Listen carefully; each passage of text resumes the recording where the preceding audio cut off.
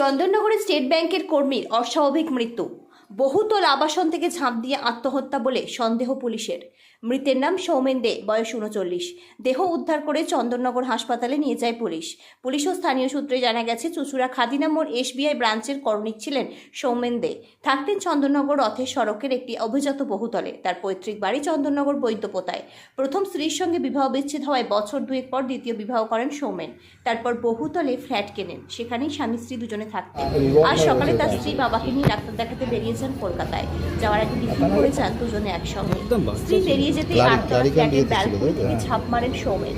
শব্দ পেয়ে ছুটে যান স্থানীয়রা। চন্দননগর পুর নিগমের CPIM কাউন্সিলর অশোক গাঙ্গুলি ঘটনাস্থলে যান। তিনি বলেন, আবাসন থেকে একজন ঝাঁপ দিয়েছে শুনে আমি আসি। উনি একজন রাষ্ট্রায়ত্ত ব্যাংকের কর্মচারী ছিলেন। ফ্ল্যাটে তখন একাই ছিলেন। ফ্ল্যাটের উত্তর দিকের লবি থেকে ঝাঁপ দিয়েছেন বলে জানা যায়। পুলিশ ঘটনাস্থলে আসে। ব্যাংক কর্মীর মাসুদু দাদা শোভন শীল বলেন, মাসি ফোন করে জানায় ভাইয়ের দুর্ঘটনা হয়েছে। কি করে হলো, কেন হলো জানি না। রথের সড়কের আবাসনে ভাই আর তার স্ত্রী থাকতো। আজকে অফিসে যাওয়ার আগে এটা হয়েছে। আমি শুনেছি দুর্ঘটনা হয়েছে, হাসপাতালে এসে শুনি পড়ে গেছে। পারিবারিক কোনো সমস্যা, মানসিক অবসাদ ছিল কিনা তা বলতে পারেননি শোভনবাবু। পুলিশ মৃতদেহ ময়নাতদন্তে পাঠানোর ব্যবস্থা করেছে।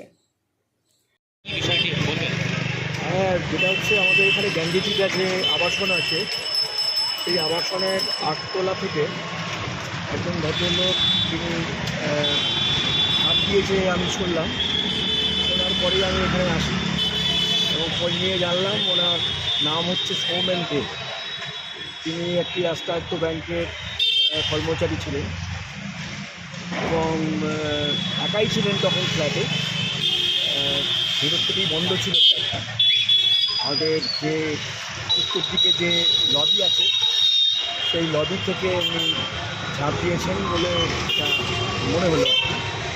তো পুলিশ এসেছিল, যথাসময়ে পুলিশ এসে বডি নিয়ে গেছে হসপিটালে এবং এরপরে যা ফর্মালিটিস আছে সেগুলো হবে। উনি কি ফ্ল্যাটে একাই ছিলেন? সেই মুহূর্তে একা ছিলেন। ওনার ওয়াইফ আছেন, উনি কোনো পারিবারিক কাজে বাইরে গেছেন আর কি, এখনও ফেরেননি। ফিরলে আর একটু ডিটেলসে জানা যাবে। পুলিশও রয়েছে, তারাও নিশ্চয়ই বিষয়টা একটু ইয়ে করবেন। ওনার ফ্ল্যাটের নাম্বার হচ্ছে B2, মানে ব্লক 2 8H।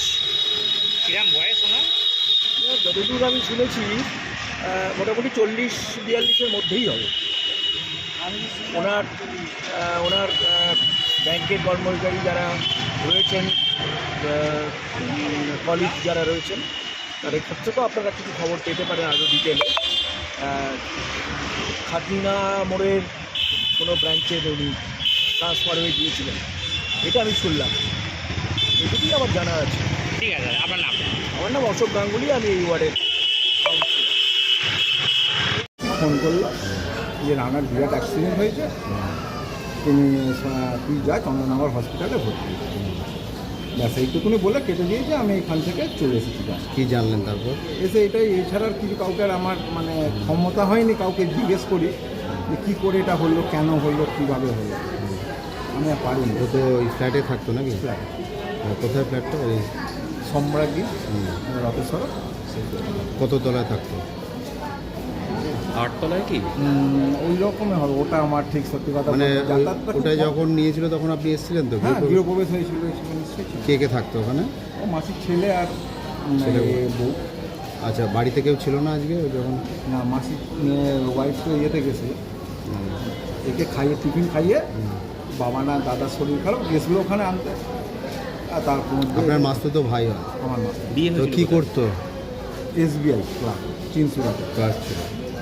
আজকে অফিসে যায়নি? আজকে অফিসে যাওয়ার আগে এটা হয়েছে। আমি তো এত ডিটেলস জানি না। তার কারণ হচ্ছে আমি এর সঙ্গে একসঙ্গে থাকি না, অথবা আমি জানি না। যেইটুকুনি আমি ইনফর্ম পেয়েছি সেইটুকুনি আপনাকে না, ওখানকার বাসিন্দা বা পুলিশ যেটা সেসব আমি বলছে এখন কিছু জানি যে উপর থেকে পড়ে গেছে, বা আমি এইটাই শুনেছি অ্যাক্সিডেন্ট হয়েছে, এইটুকুনি পড়ে গেছে। এসে এখানে শুনেছি, আমি আর কাউকে কিছু জিজ্ঞেস করতে পারিনি। আমি বারবার বলছি।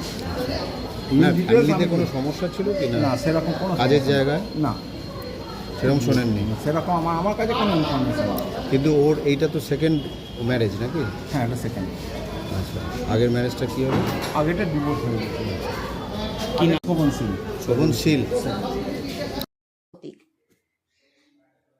Bureau report R.News।